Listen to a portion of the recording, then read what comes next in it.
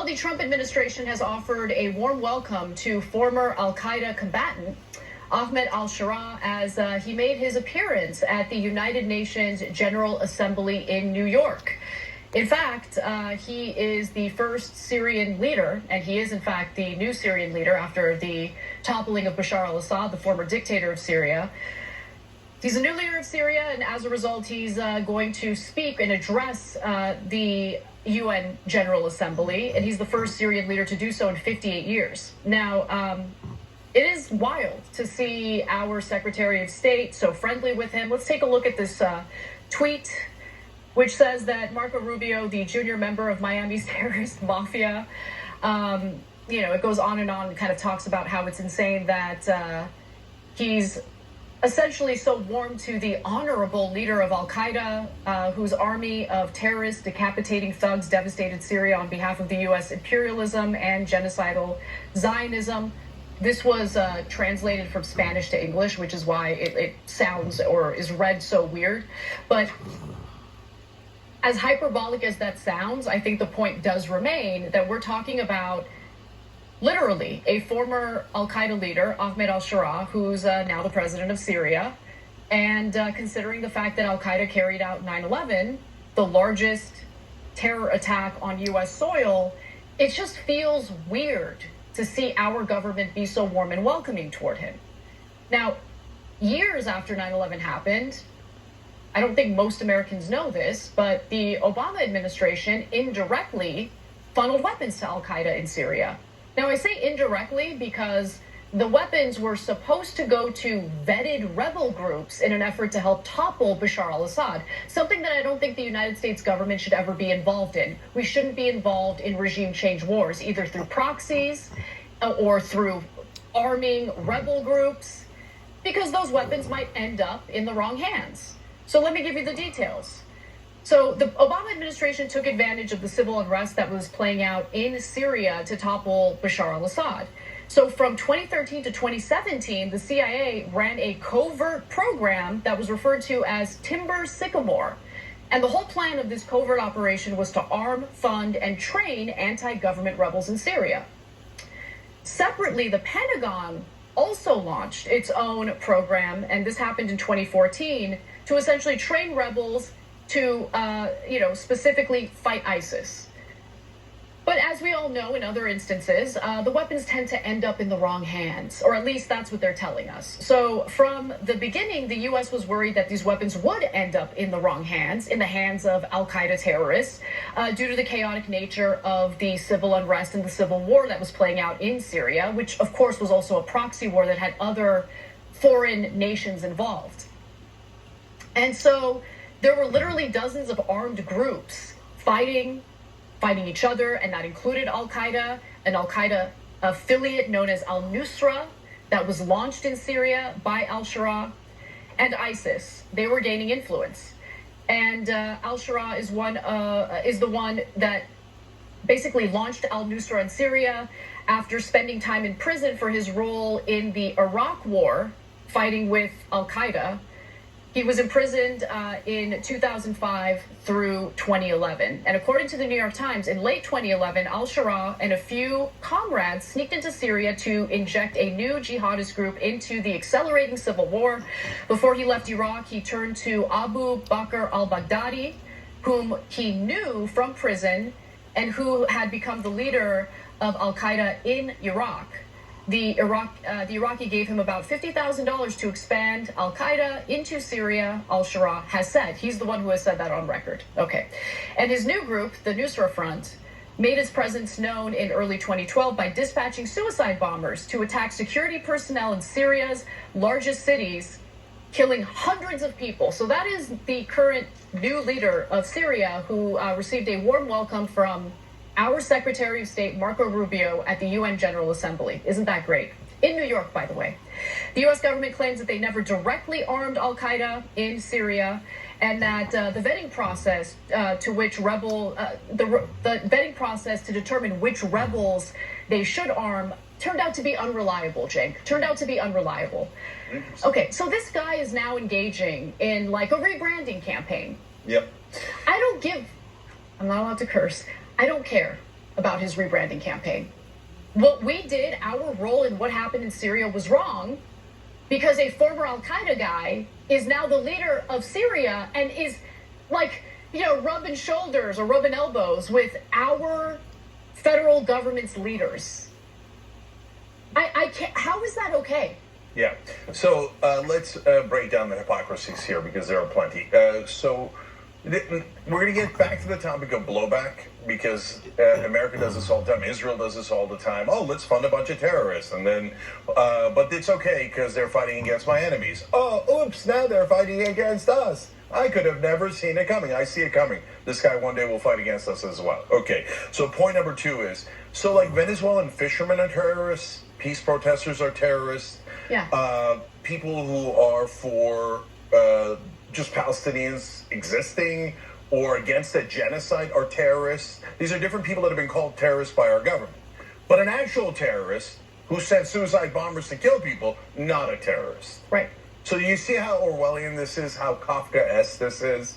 So we are living in 1984. So now, the third part of this is, the Israelis often say, and America and Israel, there's really no difference because obviously Marco Rubio works for Israel. There's no way we allow this guy into the UN if Israel doesn't want him to be in the UN. And so Ken Klippenstein has this great explanation of how the American propaganda at the UN is like word for word Israeli propaganda, right? So the Israelis are in favor of this guy and they help put him into power. Yep. And there's a reason for that. We'll get back to that as well. So, but they often say, the pro-Israel zealots. Oh, you guys are for Muslim extremists. No. Okay, now, here's a perfect example. No, we don't care about religion. We're against all extremists. We're against Israeli extremists, Muslim extremists. We're against this guy because he's Al-Qaeda and he was fighting against us, right? We're not part of the dumb, idiot CIA who goes, oh, yeah, I bet he won't fight us later. Let's fund and weaponize this terrorist because Israel wants us to, right? So, okay, we are equal opportunity against all extremists. Israel, on the other hand, not only has terrorists in its cabinet like Ben Gvir, who was convicted of enabling terrorism, half their former prime ministers are former terrorists, etc. They're doing 66 times the terrorism of Hamas in Gaza, etc. But now they're in favor of Muslim terrorists too.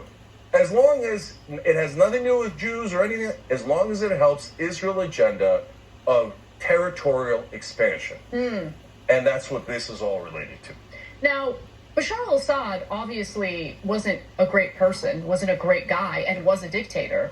But there was one difference between Bashar al-Assad versus who's now the leader of Syria. And what was that, Jake? What was it about Bashar al-Assad that Israel wasn't so happy about?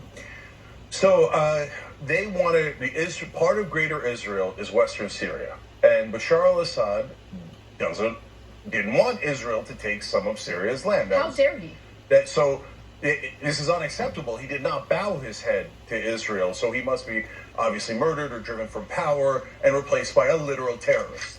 Now, Assad's a terrible guy. So two things can be true at the same time.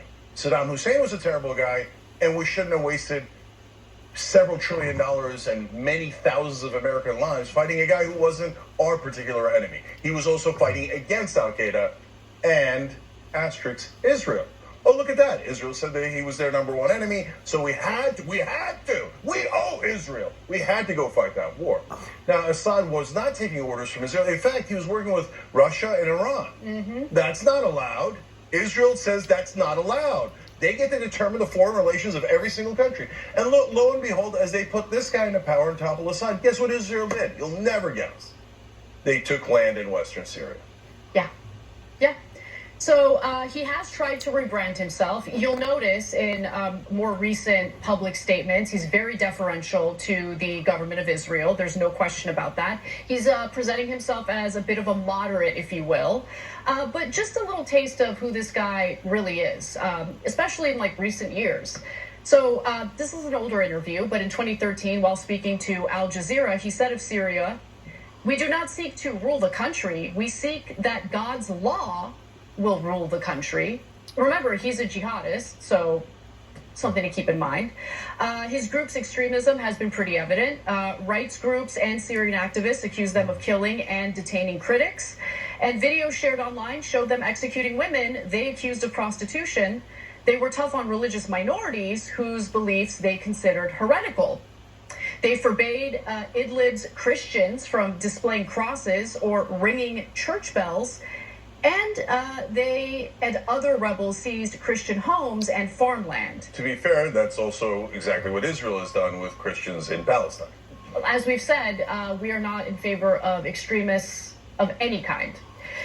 Now, in 2022, al-Shara's rebranding was carried out in earnest, I guess. So let me give you the details there. Al-Shara apologized to Father Jalouf and to other Christians, expressing hope that they could turn the page. According to Jalouf, who is now Bishop of Aleppo, much of the Christians' property has since been returned. Quote, "This man is trustworthy," he said. "If he promises something, he carries it out." And he also earned the trust of the U.S. government, as you could see from the photo I showed you earlier, where he was warmly embraced by our Secretary of State.